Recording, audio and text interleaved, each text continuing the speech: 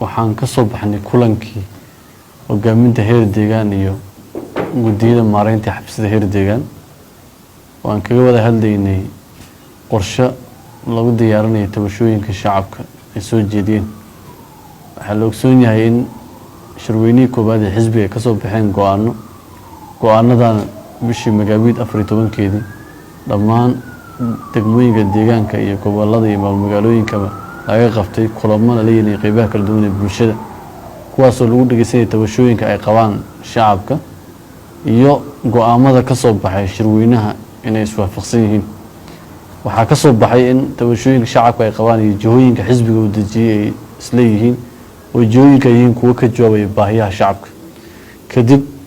waxaa la soo ururiyay dhammaan tabashooyinka shacabka ee degmooyinka iyo gobollada ka soo baxay. waxaan maanta kulan ku wada yeelanay hogaaminta heer deegaan iyo guddiyada maareynta xafiisadaba in tabashooyinka shacabka ay soo jeediyeen aan la wadaagin hogaaminta heer deegaan isla markaana la diyaariyo qorshe lagaga jawaabayo tabashooyinka shacabka. rubaca afraad ama 9 cisho ee soo socda in qorshe midaysan la diyaariyo oo lagaga jawaabayo tabashooyinka shacabka. waxyaalaha ay soo jeediyeen waxaa ka mid ah dhinaca horumarka, mashaariicda horumarineed ee socota, mashaariic soo jiitamay iyo kuwa heer deegaan iyo heer federaal oo aan xilliga loo baahnaan dhammaan bay shacabka soo jeedin iyo baahiyo cusub oo hadda taagan. waxaan isla garnay hogaaminta in dhaliilaha jira ee xagga mashaariicda gaar ahaan ku aadan xagga dabagalka, xagga naqshada mashaariicda iyo waxyaabo mudnaanta loo baahnaa oo hogaaminta aan la siinin muddooyinka dambe sababo jira awgeed xilliga hore ee doorashada lagu jiray kadibna xilligii abaaraha ee deegaanka ku jiray waxaa inta badan xoogga la saarayay samataxinta bulshada. marka xogaa waxaa soo baxday in galdoonyo ay ka jiraan xagga dabagalka iyo kormeerka mashaariicda ka socotay deegaanka. marka waxaa la isla gartay qorshe midaysan in loo baahan yahay oo laga diyaariyo qorshayaasha waxyaabaha muhiimadda la siinay ka mid yihiin. waxaa kaloo ka mid ah xagga adeeg bixinta shacabku waxay soo jeediyeen laga soo bilaabo tuulooyinka, degmooyinka, gobollada iyo heer deegaanka inay dhaliilo ka jiraan adeeg bixinta xafiisyada iyo xarumaha dowladda. marka xisbi ahaan jihooyinka la waxay ahayd in tabashooyinka shacabka si dhaba looga jawaabo. adeeg bixinta ha noqoto helitaanka mas-uuliyiinta, ha noqoto adeega oo si cadaaladka ay u helaan oo aanan eex ku jirin, iyo guud ahaan adeega shacabka u baahnaa xafiiska ama xarunta waa inay helaan. marka taa waxyaabaha mudnaanta la siinaya qorshaha lagu daray ka mid tahay. waxaa kaloo jira dhalinyaro badan oo shaqo la-aan oo deegaanka jooga soo qalin jebiyey. waxaana ahamiyadda in lasii u baahan dhalinyarada shaqo abuur loo sameeyo keliya in qaab dhismeedka dowliga ay dhalinyarada galaan keliya maaha in laga fikir shaqo abuurka la sameynayo mid ku saleysan xaaladda deegaanka fursadaha jira dhalinyarada looga faa'iideeyo taas oo keliya aan u baahnayn in ay dowladda shaqo abuur sameysay wacyigelin guud oo u baahan aragtida xagga shaqada ay ka qabaan bulshadeena oo la iska kaashado u baahnay tahayna waa isla qaadanay. qorshayaasha in lagu ay ka mid noqotona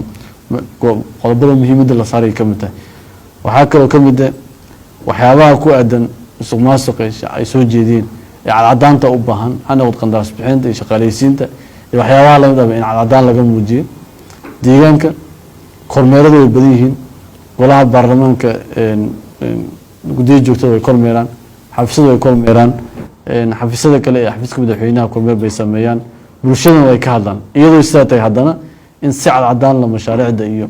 loo dabagalo qaabka loo bixinayo iyo shaqaaleysiinta way caddaadaan waxyaabo ka madax bannaan musuqmaasuq ay noqdaan kaana qorshayaashay ka mid tahay.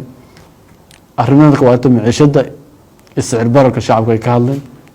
tallaabooyin la qaaday baa jira in la sii xoojiyo isla gartay xagga shidaalka iyo xagga maciishada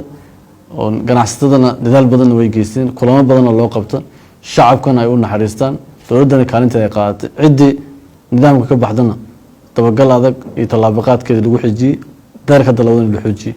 deegaanka waxaan weli laga bixin abaarihii, dadaalkii lagu socdaa in la laba jibaaro oo la xoojiyo loo baahan yahay. qorshaha dhow waa in shacabka la samata bixiyo, dadaalkii la sii wadana la xoojiyey. shacabku way bogaadiyeen shaqooyinka dhaca jawaab celinta abaaraha in la sii dardargeliyo si shacabka loo samata bixinana mudnaan gaara la siiyo. mustaqbalka maxaa xal waa in wax soo saarka la xoojiyo. jihadana waa isla qaatay in wax soo saarka aan xoog ka saarno.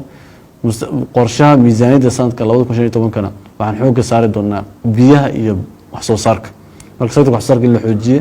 beeraha iyo xoolaha iyo bahwadaagta kaleba mudnaan gaara la siiyana waa soo dhigay. guud ahaan qodobada ugu waaweynaa ee shacabka ka hadleen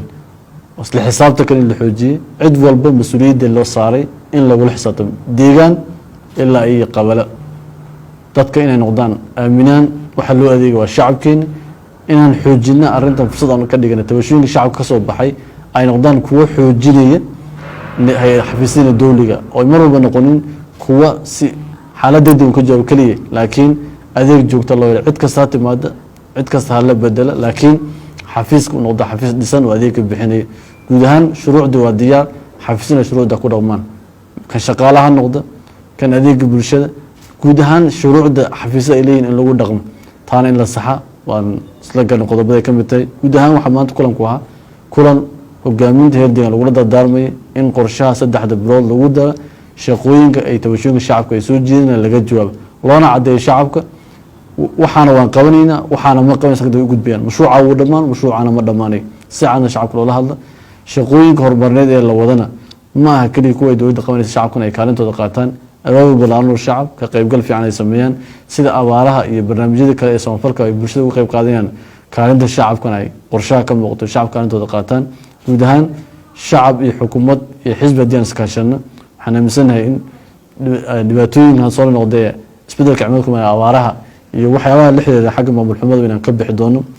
dhinaca kale qaab dhismeedka xisbigu waxaan isla gartay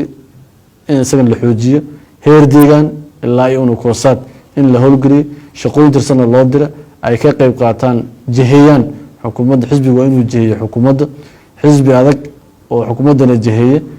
ilaa deegaan ilaa iyo koosaadna qorshihiisa diyaarsada ka qayb qaata abaabulka iyo wacyigelinta bulshada gaar ahaan xagga aragtiyaha ku aadan mashaqaysnimada qabyaaladda waxyaabahaas in xisbiga ay gaar u qaataan abaabul badan ay ka sameeyaan shacabkana ay la kaashadaan yan qorshaha ka mid ahaa kulanka maanta aan qaadanay nuxurkan waxa weeye qorshaha 90 cisho ee soo socda inay ka dhex muuqdaan tabashooyinka shacabka si cadna looga sheego wixii laga jawaabo waxaan laga jawaabay in loo cadeeyo wixii sanadka dhamaanay waxaan dhammaanayn mashaariicna la cadeeyo